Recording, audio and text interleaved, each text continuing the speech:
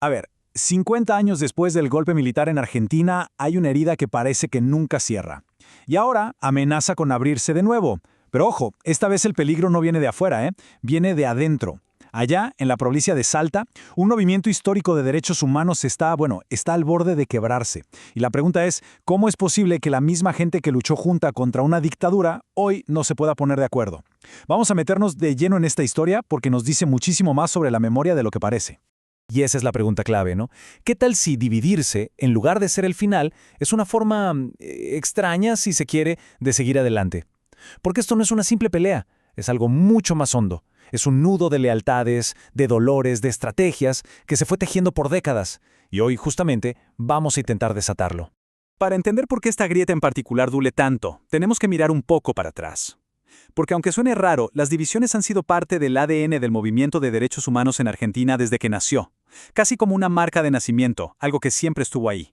Miren, esta línea de tiempo es fascinante. En los 70, en plena dictadura, no había una sola voz. Surgieron un montón de organizaciones distintas. Después, en el 86, la famosísima separación de las Madres de Plaza de Mayo. ¿Fue el fin? Para nada. Cada una siguió luchando a su manera. En los 90, grupos como Hijos también tomaron su propio rumbo. Cada una de estas rupturas, sí súper dolorosas, terminaron siendo como una poda para un árbol. Le permitieron crecer más fuerte y para lados distintos, adaptándose a un contexto que siempre fue complicado.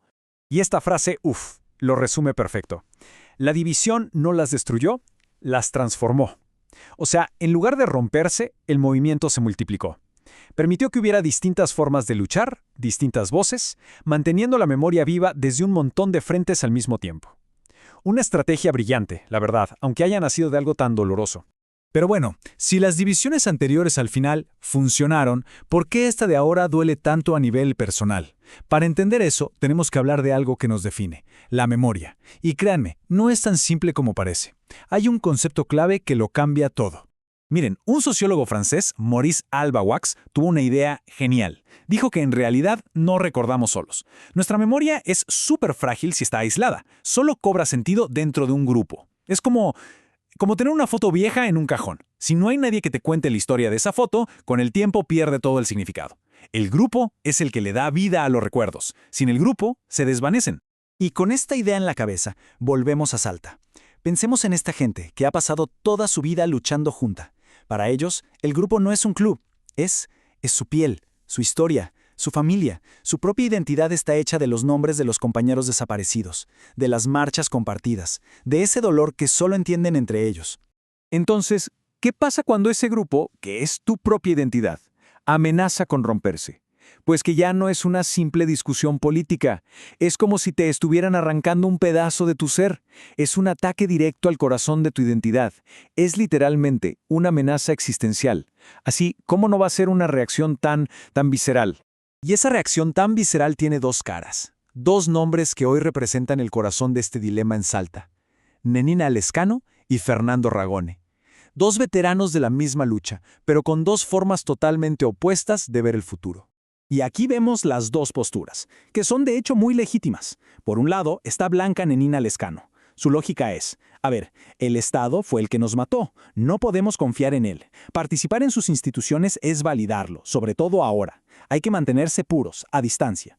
Y por el otro lado, Fernando Peteño Ragone responde, momento, las instituciones son herramientas. Si las dejamos vacías, ¿quién las va a ocupar? El enemigo. Tenemos que luchar desde adentro.